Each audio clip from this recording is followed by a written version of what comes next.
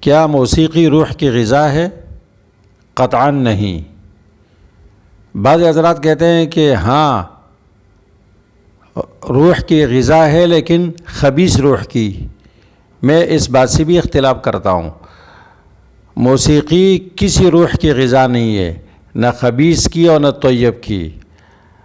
اگر یہ روح کی غذا ہوتی خبیث روح کی تو پیانو کا موجد کبھی خودکشی کر کے نہ مرتا۔ روح کی غذا اللہ کا ذکر ہے، قرآن کریم ہے، الذین آمنوا وتطمئن قلوبہم بذکر اللہ۔ ایمان والوں کے دل قرآن کریم سے مطمئن ہوتے ہیں، قرآن کے دلائل سے۔ الا بذکر اللہ تطمئن القلوب، خبردار اللہ کے ذکر سے دل مطمئن ہوتے ہیں۔